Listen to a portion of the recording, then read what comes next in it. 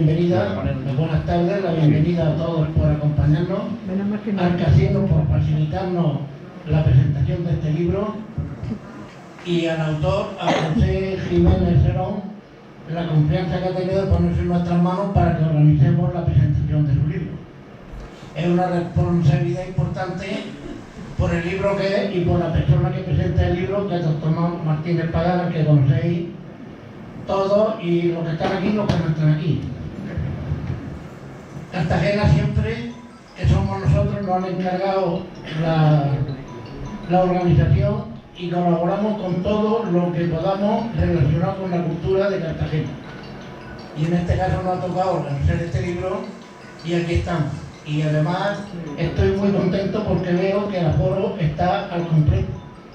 O sea, parece que había alguien contando fuera los que podían entrar y lo hemos llenado a tope. Muchas gracias por estar aquí y paso y os dejo con Tomás. Muchas gracias.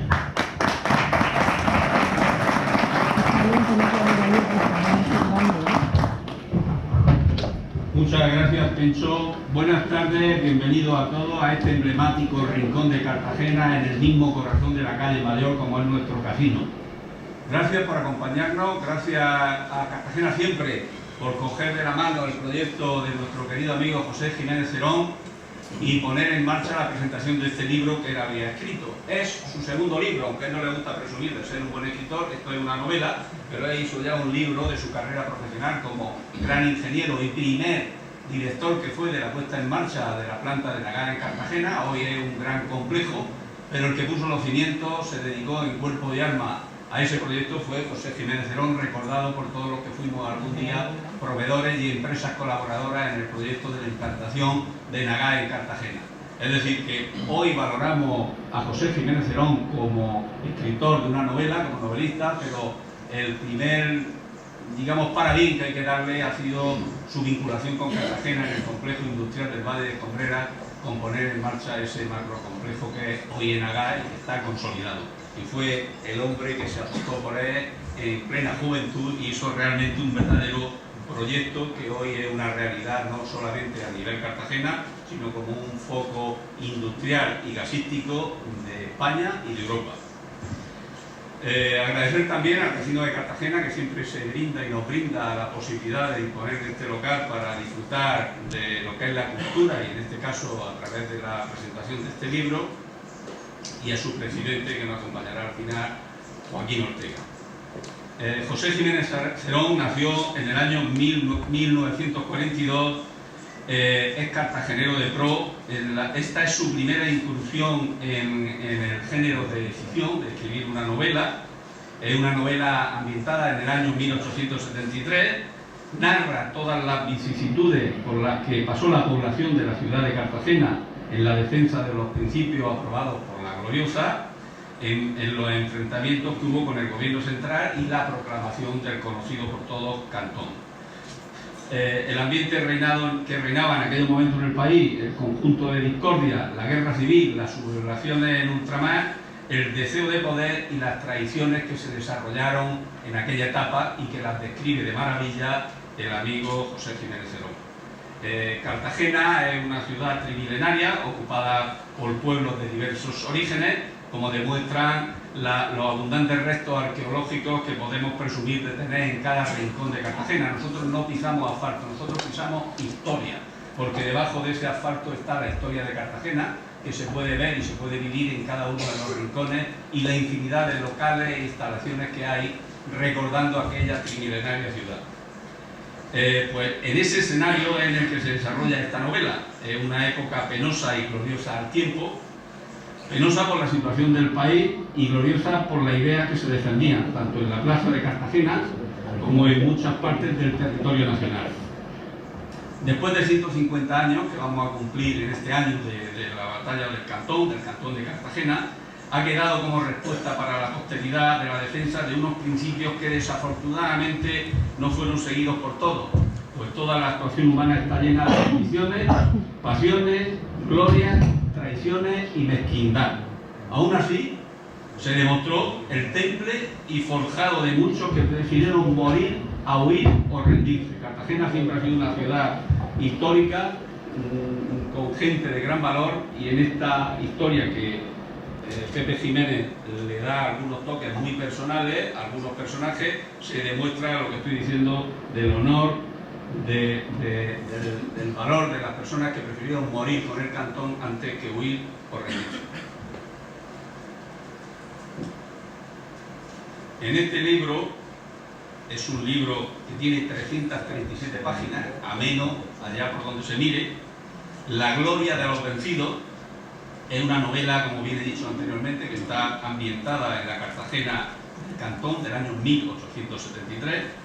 Un libro que llega al pistón, que va a ser extraordinario la llegada de este libro por el 150 aniversario, donde la ciudad, donde el ayuntamiento, donde las instituciones culturales de esta ciudad valorarán y se harán actividades paralelas a los 150 años, y viene el libro a caer como, vamos, en la primera pincelada que vamos a dar en ese 150 aniversario con la presentación hoy de la gloria de los vencidos. El libro está formado por 20 capítulos, cualquiera de ellos amenos, 100%, desde una visita imprevista hasta el desenlace final, en donde la pluma del amigo Jiménez Serón se convierte en una lectura amena, agradable, y donde él le da un toque muy especial a algunos personajes, como he dicho anteriormente, y ahora lo explicará con más tipo de detalle para que todo el mundo pueda entender las variantes sobre lo que ya hay escrito que él ha aplicado a este libro. El libro tiene unas ilustraciones extraordinarias en el opúsculo final, y en esas ilustraciones ahí está la mano también de Jiménez Serón como ingeniero, que le ha dado el toque, la pintura, el color, para que no solamente se quede en letras, sino se quede en imágenes la historia que él nos describe tan maravillosamente. Y poco más me queda que decir de nuestro querido amigo Jiménez Serón.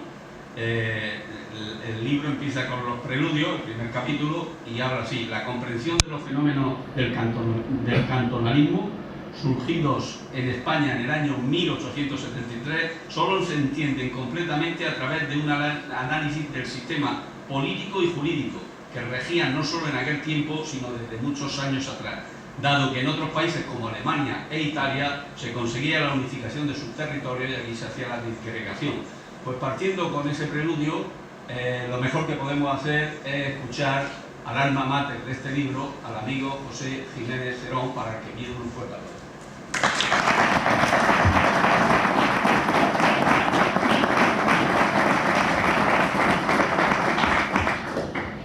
Muchas gracias, querido Tomás. Bienvenidos a todos, amigos, queridos amigos y compañeros. Yo no quisiera hablar de la novela en sí, porque la novela, como todas las novelas, son ficción, pero sí quiero plantear un poco los antecedentes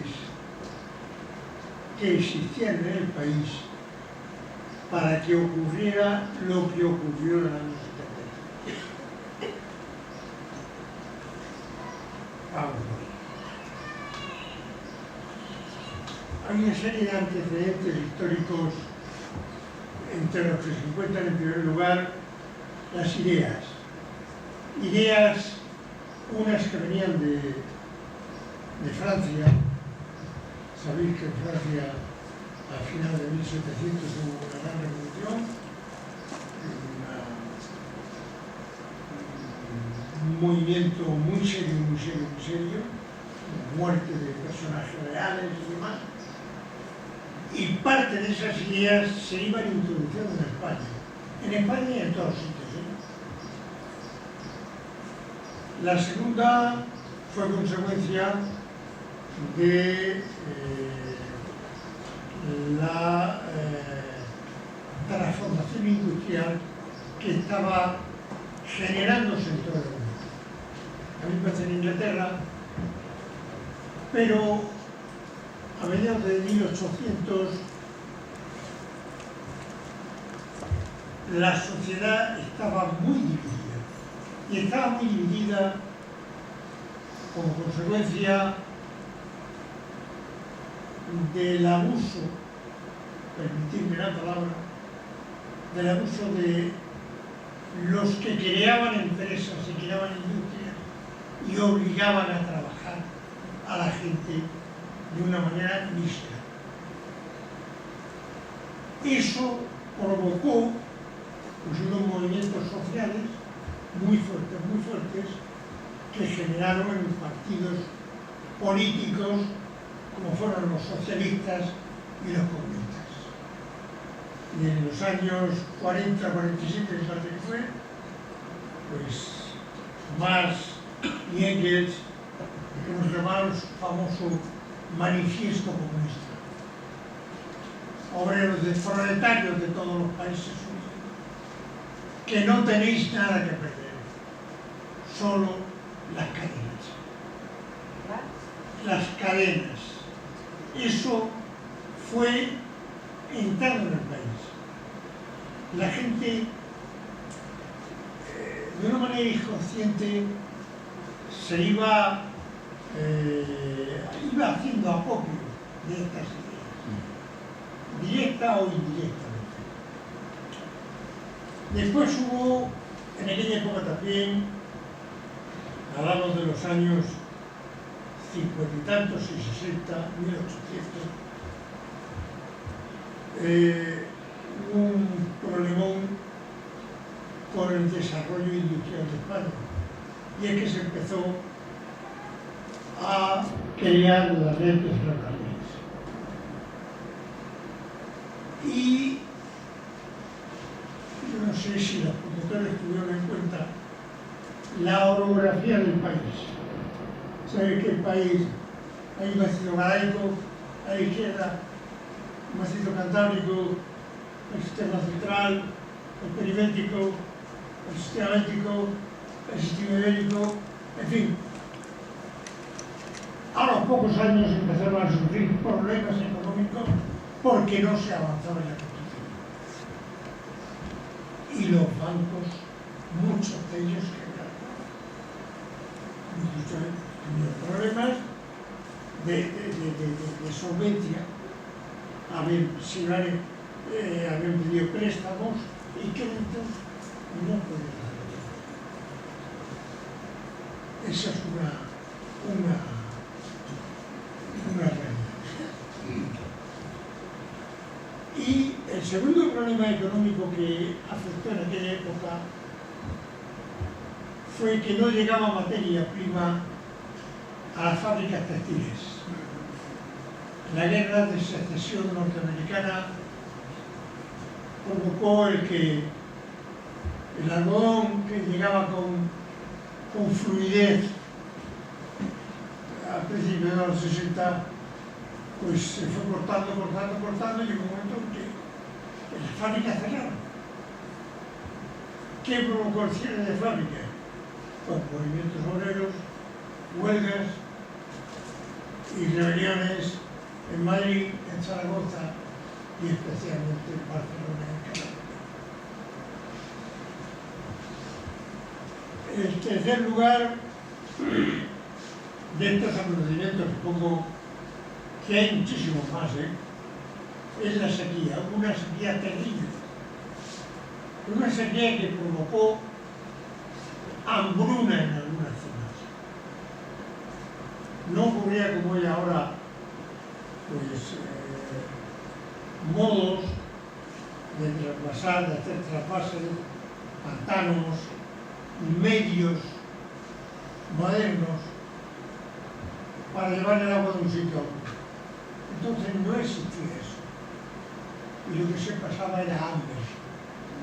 Muchísima gente murió en muchas zonas de España, especialmente en Andalucía y en Extremadura. En cuarto lugar estaban las guerras. La guerra de Cuba ya se había declarado.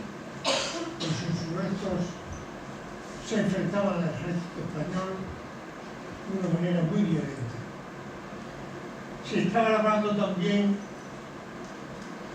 las de Filipinas. En Filipinas ya había movimientos para sublevarse contra España.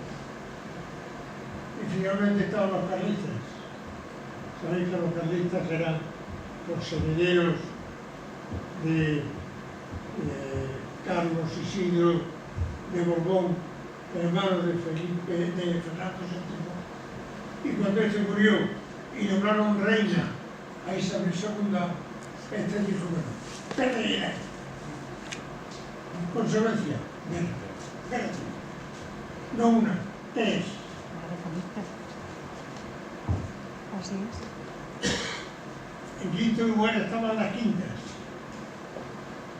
Todo mozo en España tenía la obligación de defender la patria. Con una salvedad. El que tenía dinero pagaba dinero. Con 5.000 reales se libraba de la guerra. Entonces,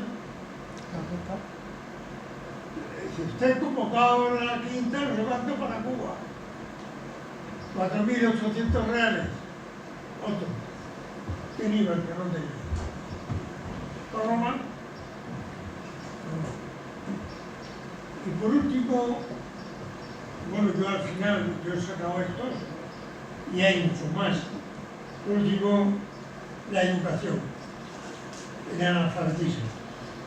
En los años 60, Cipolla escribió algo sobre esto, y Eisenstein, que es otro sociólogo y economista, iba por lo mismo. Había como tres capas en el mundo.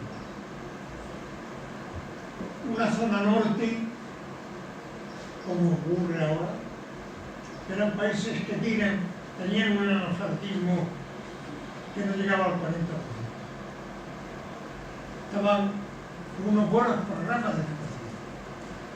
Una zona media cogía Francia, Alemania, Austria, Bélgica, además, esos países que estaban entre el 40 y el 50.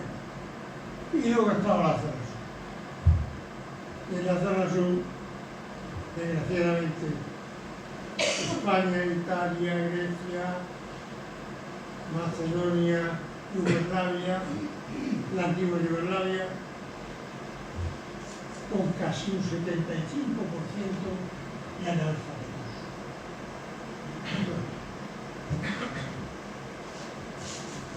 Bueno, con todo esto estaba el gobierno de Isabel II, y Isabel II lo que hacía era decirle, fulano, nombra bien, forma pues. Y el general correspondiente, porque solían ser militares, pues se organizaba su gobierno.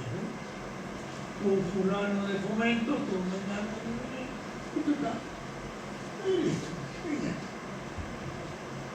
Todo eso, todo este conjunto de cosas, ¿qué es lo que provocó?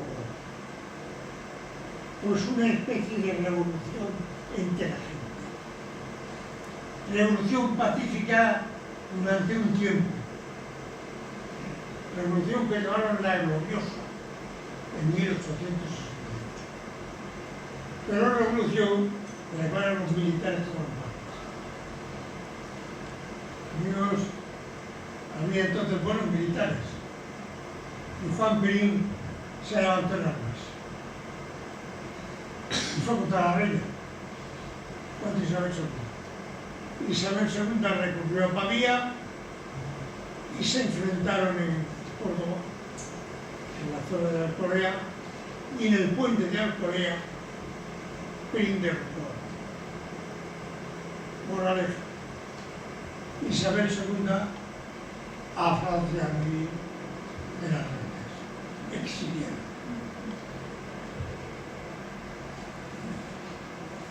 Entonces, en el año 69, un año más tarde, se inauguró una nueva constitución. Vamos a hacer una nueva constitución. Voy a poner algunos voy a recoger algunos puntos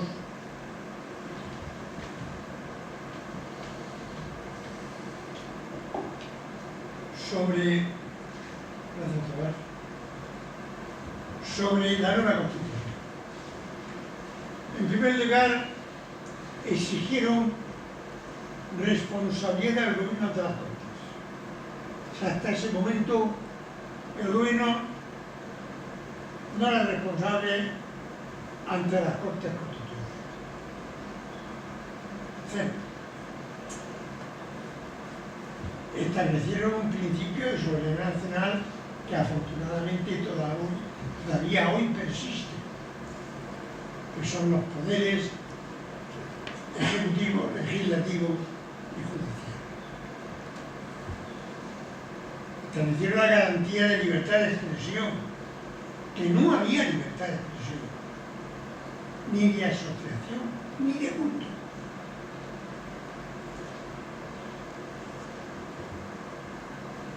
Derecho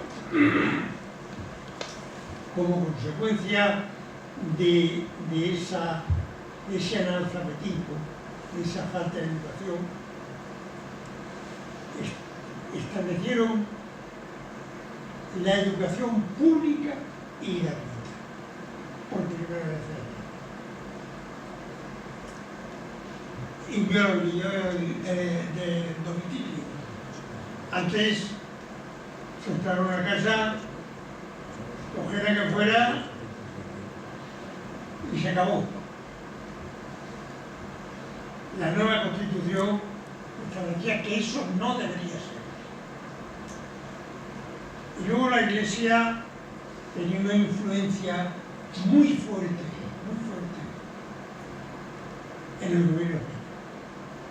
Cualquier decisión que tomara el gobierno o estaba respaldada por la Iglesia, o consentida por la Iglesia, o aconsejada por la Iglesia. Entonces, dijeron, no, la Iglesia es una cosa y el gobierno debe ser otra.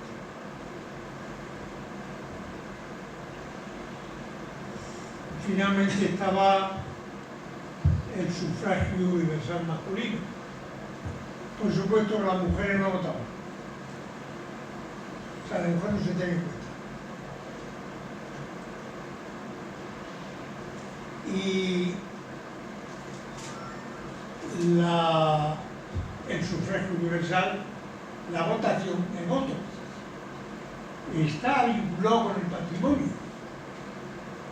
Entonces, el que tenía dinero podía votar, o sea, tenía derecho a votar, que no necesito votar. Yo he preparado un cuadro, he ido sacando datos y he preparado un cuadro. Y en el año 37, pues de 4.164.000 hombres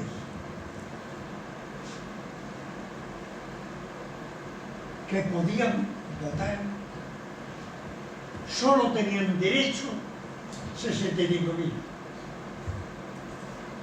de los cuales votarían el 50%, el 40%, el 20% o el 10%, de mayor.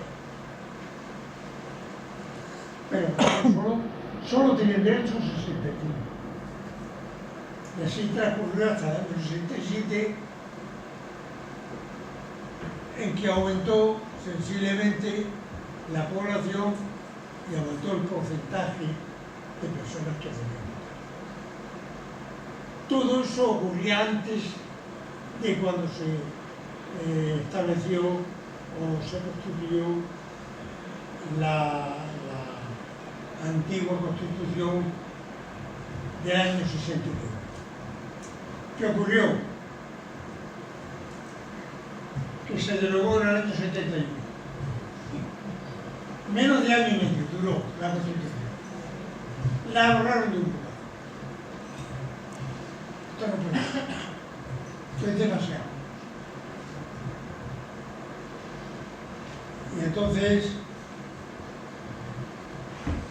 ese derrocamiento de la Constitución, anulamiento de la Constitución provocó el cartagenero.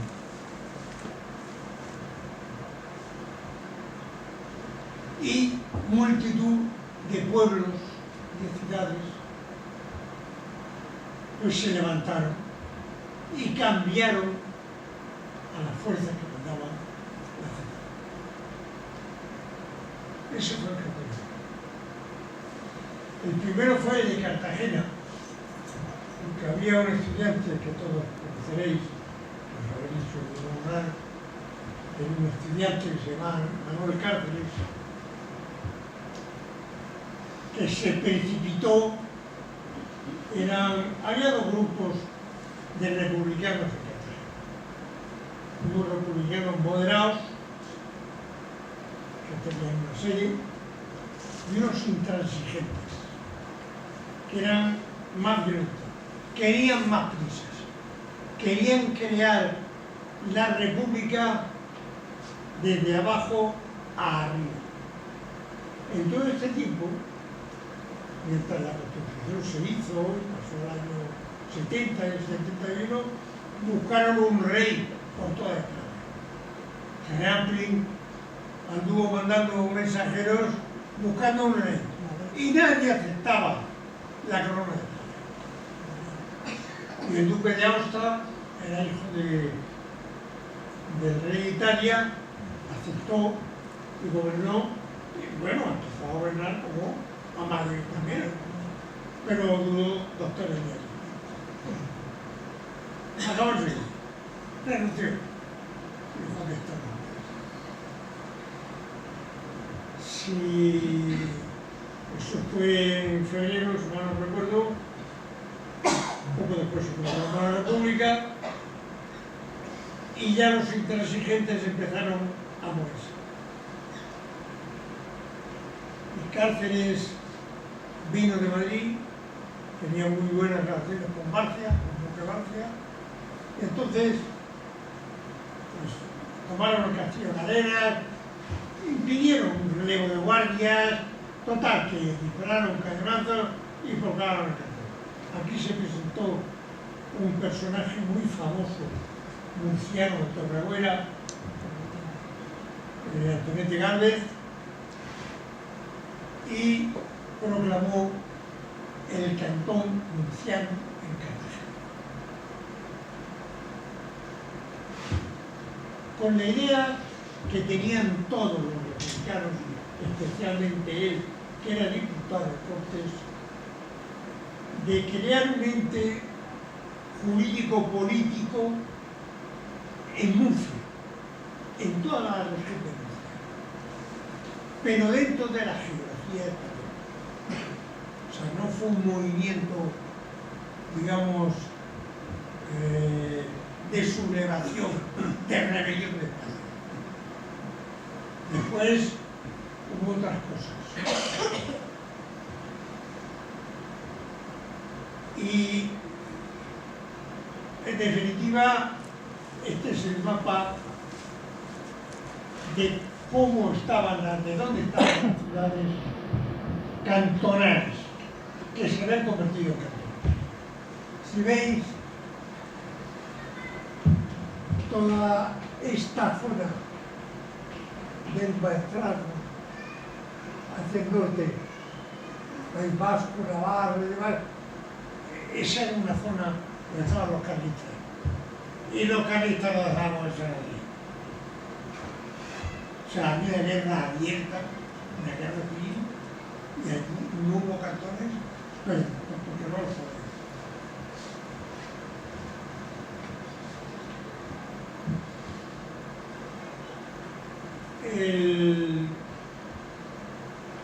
A 1 de agosto, el general Arsenio Martínez Campos tomó Valencia. Sabéis que se mandó una expedición de Cartagena para salvar Valencia, y en Chinchilla fue un desastre. Tuvieron que volver derrotados. Además, gente por los campos, y gracias a Contreras, al general Contreras y en Galvez, que pusieron un poco de orden y pudieron regresar varios trenes, por lo menos 2, y arreglar unas vías que habían levantado, en fin. Pero en general, Arsenio Martínez Campos tenía instrucciones de no derramamiento de sangre. O sea, había que ser un poco templado a la hora de enfrentarse a esto. Y pensaba además que, como había ocurrido en todas las ciudades de España, cuando el ejército se presentaba, como no había fortificaciones, no había nada, pues la gente decía, aquí no pasa nada. No, estos ya se han marchado, ya no mandan, mandamos los de siempre, aquí no ocurre nada. Excepto en Cartagena, que era una ciudad que desde Carlos III se había fortificado fuertemente, unas murallas en algunos sitios de más de 8 metros, con potente artillería, y en el que se refugiaron regimientos como fue Iberia, el de Mendigorría, los generales como fueron el brigadier Ferrer, Pozas, Coronel Pozas, el capitán general de Cataluña, que era Juan Contreras, en fin, gente militarmente de peso. Entonces se provocó un bloqueo y un asalto. No se podía entrar en el pueblo. Galeras dominaba la ciudad. Atalaya dominaba el extrarradio. Estaba Sarcoiano, el castillo de los moros. Porque la única forma de hacerlo era pues tener más fuerzas, porque en Cartagena había más de 11.000 combatientes, entre voluntarios y militares profesionales, y además soltaron a los presos con la promesa de libertad, en fin. Yo creo que un auténtico despropósito en aquel momento. Pero lo cierto es que no pudieron. Y Arsenio Martínez Campos se dio, lo quitaron. Llegó Ceballos. Y Ceballos pidió que sí, que más, primero, más fuerzas militares terrestres y bloqueo por mar. Pero resulta que en Cartagena estaba parte de la flota de España y los mejores buques. La flor y nata de la Marina Española era la fragata Numancia, que era una fragata acorazada. Aquí tengo trato que llevo como la edad.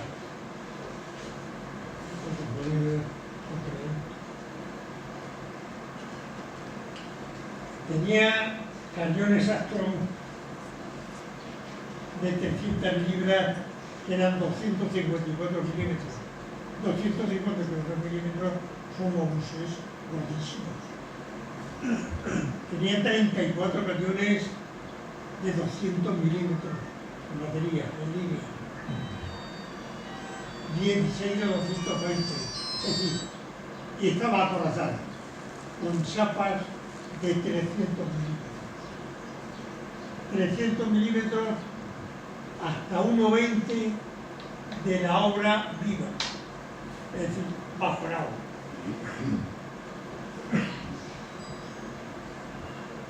Hubo un combate naval en Cavapalos y precisamente por mandar buques, quien no tenía que mandarlos, porque lo que hizo la mayor parte de los marinos profesionales, marinos de guerra profesionales, comandantes y oficiales, fue decir, no queremos participar en esto. Dejaron salir. Y entonces, ¿qué hicieron? Pues darle el mando de los buques pesados, buques de guerra, a marinos, mercantes y a patrones de barcos. Pues que sabían navegar, pero de artes de guerras, de barcos de este calado, pues poco sabían, poco. Yo no quiero ser más pesado, pero quiero daros un dato. Al general Ceballos, como no resultó bueno ni el europeo marítimo, porque se vienen entrando barcos peleados y barcos peleados. En la batalla anterior de Portmán, el primer día fue de aquella manera, murieron solo 50 y tantos por bando. Pero el segundo día la flota española salió huyendo de la flota catalana, salió huyendo. Cuando lo vieron venir y vieron que no rompían la formación de buques, salió huyendo. El almirante Lobo me parece que me destituyó. Bueno, pues el presidente de la República, que era Emilio Castelar, le dio instrucciones, órdenes precisas a López Domínguez para acabar con la insurrección de Cartagena. Que había que acabar. Y entonces el 27 de noviembre a las 7 de la mañana empezaron a caer obuses, morteros, bombas lisas, bombas radianas, proyectiles modernos, etc. Mataron casi 30.000. En algunos puntos he leído barbaridades de 90 y 100.000 proyectiles. Me parecen demasiados. Porque si tenemos en cuenta que entre el 26 de noviembre y el 11 de febrero hubo unos tiempos donde no hubo bombardeos porque había ido un general, venía el otro, el sustituto no se atrevía, etcétera. Pero 1.700 impactos en un día en la ciudad, ¿qué trajo como consecuencia?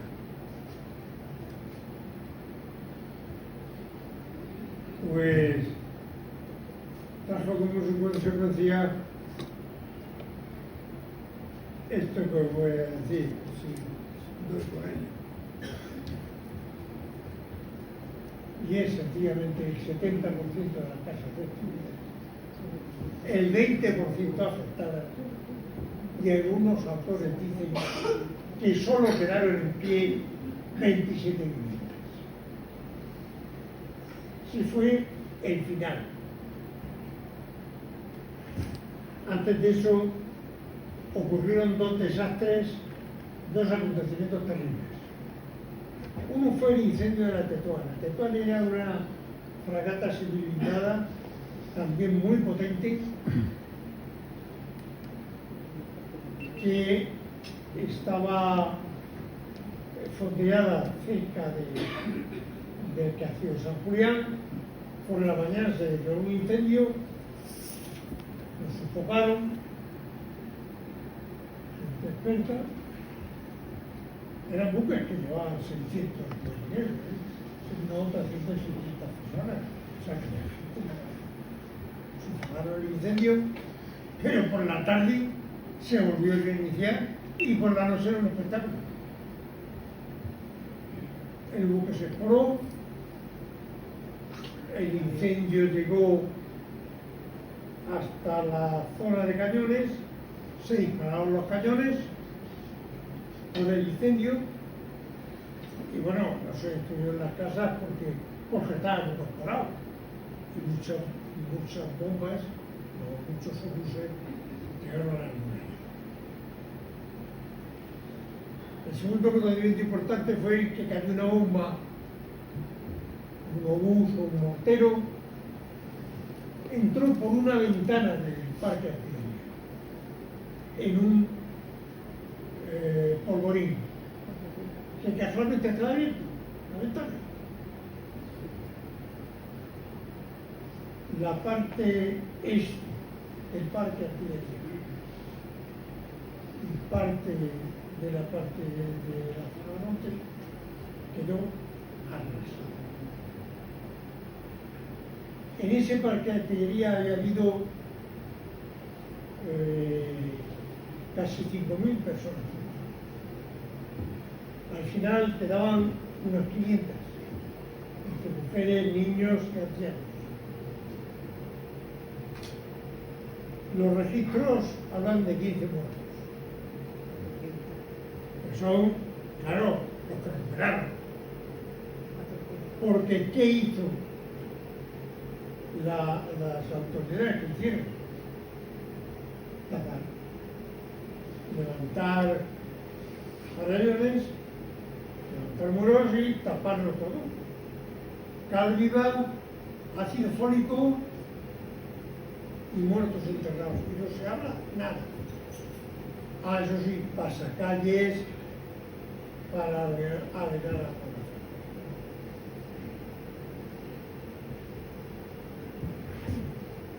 Estos fueron los antecedentes, estas fueron las causas, y la novela incide en todo este tipo de cosas.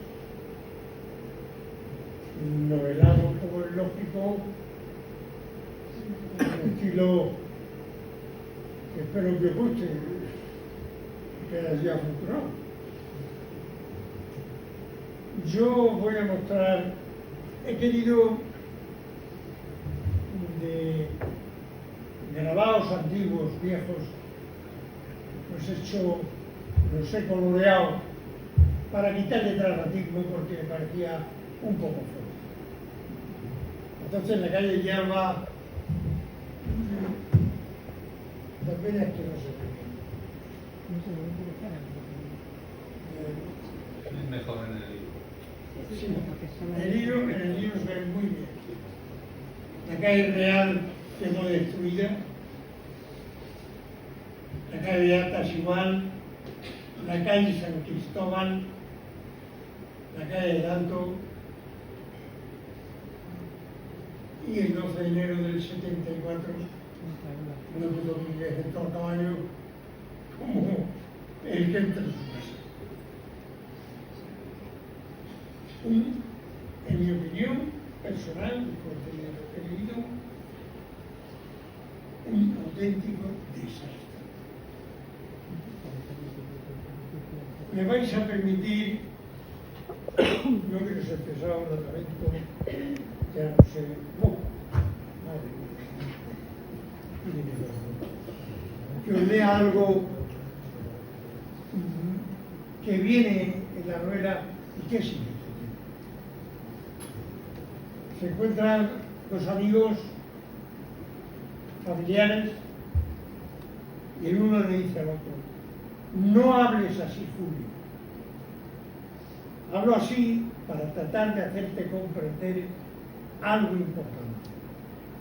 Los vencidos no tienen historia porque a ellos se adapta a la de los vencedores, que la mayoría de las veces no es precisamente eso. La batalla que se puede presentar tiene un claro perdedor y tú lo sabes.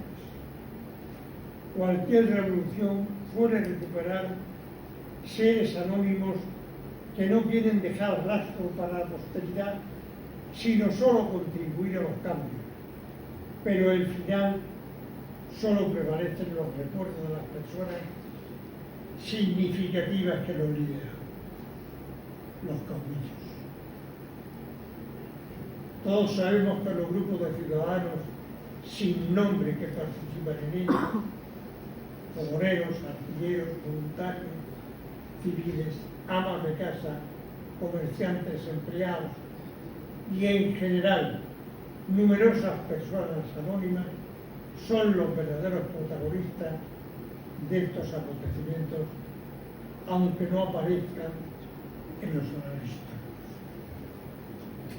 Muchas gracias.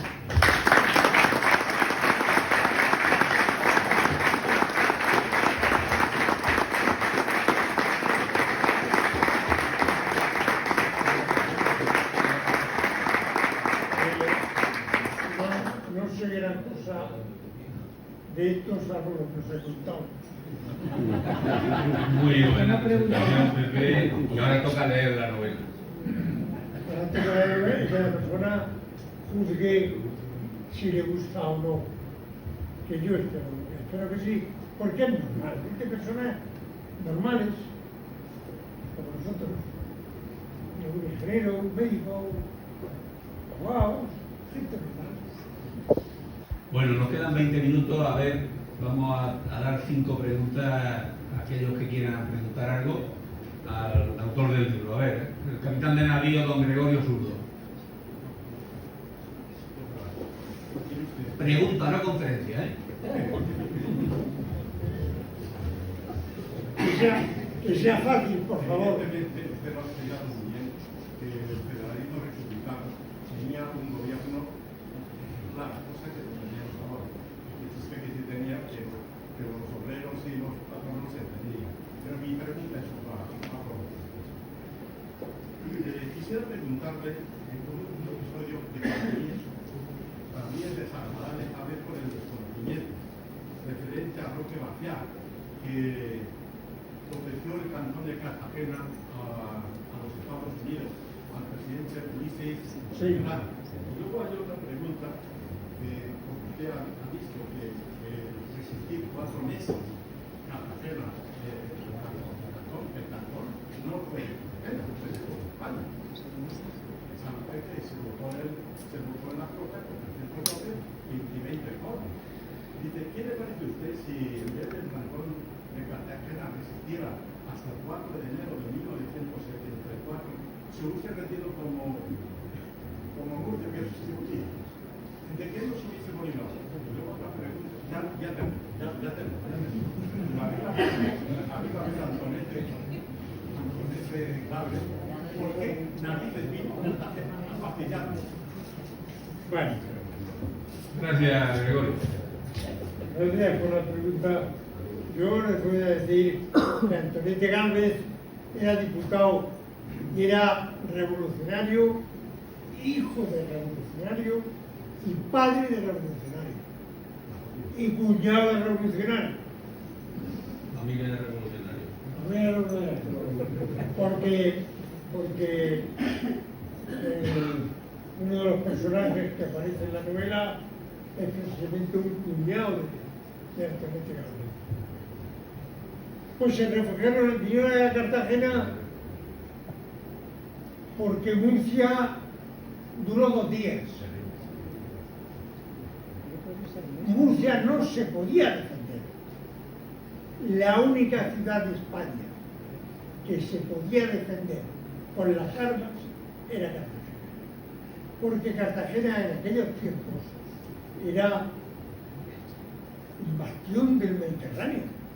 Era probablemente la plaza más fuerte del Mediterráneo, con unas baterías en la costa terribles que impedían acercarse a los barcos.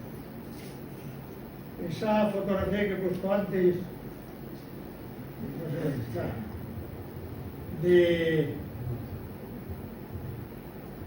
del puerto de Cartagena, eso lo he visto todo. Es que había murallas que llegó a hasta el mar. Pero es que todo esto estaba dominado. Todo esto estaba dominado por el Castillo de Arenas. Y el Castillo de Arenas estaba muy activo.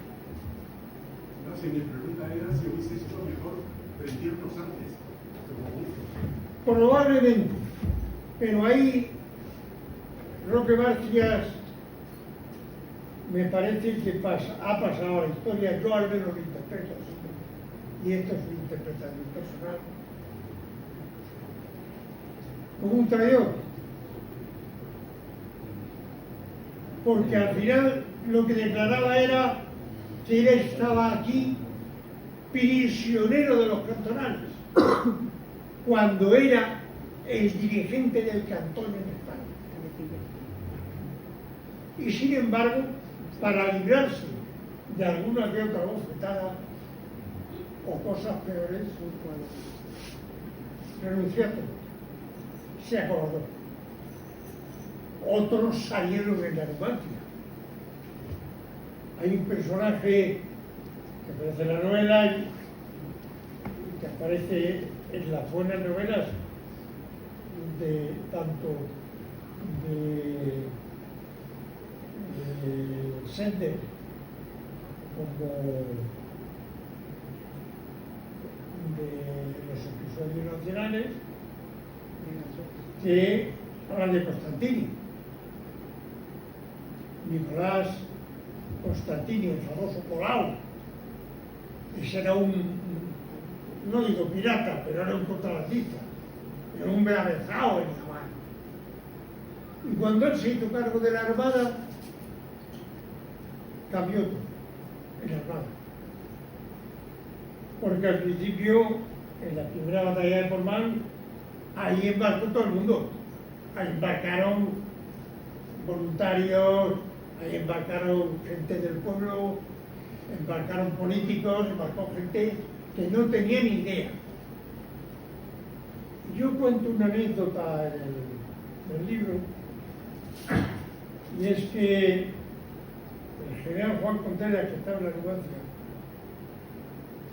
los barcos salieron en rombo en busca de la escuadra cantonal, de la escuadra centralista. Pero Juan Contreras, que era el capitán general de Cataluña y que era el capitán general en Cartagena,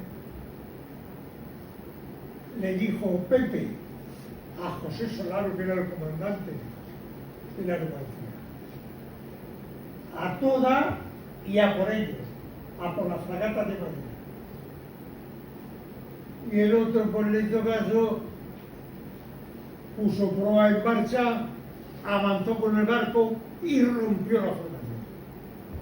Y entonces los centralistas pues acosaron a la Tetuán, a la Méndez Núñez y a los barcos que quedaban. Y eso fue, y ahí murieron pues, casi 50, 40 y tantos cantonales y 40 y tantos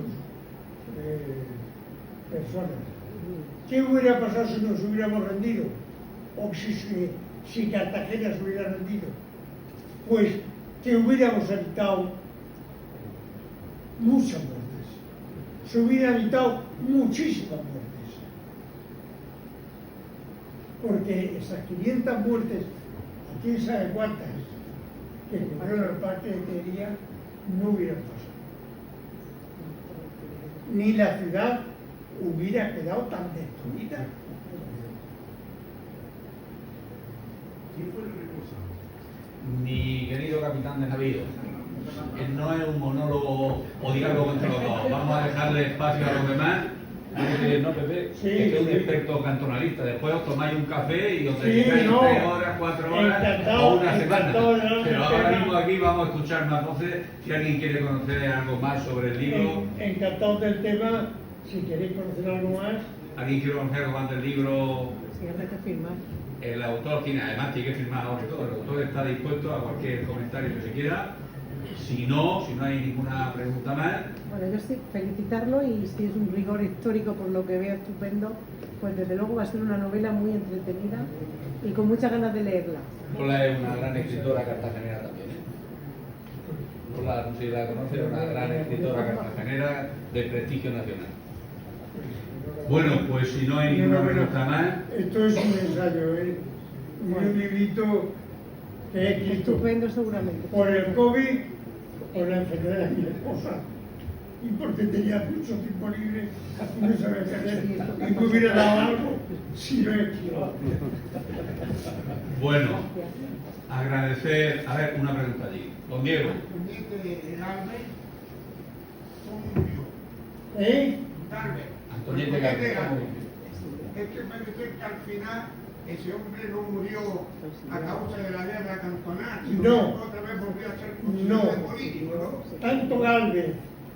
Tanto Galvez como Contreras fueron indultados años después. Huyeron a Orán, en la Numancia, y fueron indultados. El pueblo lo pagó, pero ellos vivieron. El Roque Barcia se quedó aquí, escondiéndose, no hicieron ni caso. Pero los que huyeron, los que escaparon, al final indultados. Como suele pasar en todo. Sigue pasando, sigue pasando. Sin mirar colores, sin mirar. Bueno, ¿alguna pregunta más? Bueno, pues agradecer, Pepe, que haya tenido el detalle y la gentileza de explicar con tanto lujo de detalles esa introducción maravillosa. Una novela que, como bien ha dicho una gran profesional, habrá que leerla. También estaba aquí el presidente de la Asociación de la Novela Histórica de Cartagena, que se acaba de marchar, no me ha dado tiempo de decirlo, que posiblemente la tenga en cuenta para invitarte en el certamen próximo, que todos los años se celebra en Cartagena, donde vienen novelistas de primer nivel y posiblemente sea este el trampolín de un gran ingeniero de Nagar convertido ahora en un gran novelista. No quiero jugar en ese campo. No me puedo contar nada de eso, pero bueno, si la novela la potenciamos y la metemos en los circuitos nacionales y ponemos el nombre de Cartagena por España, nunca está de más. Eso no. Bueno, pues ahora Pepe va a firmar a todo aquel que quiera un libro, dedicarle, y muchísimas gracias por estar aquí. Nos volveremos a ver pronto porque Cartagena es cultura y los libros son cultura, y estaremos pronto otra vez aquí en el casino presentando algún libro de algún gran cartagenero. Muchas gracias y buenas tardes.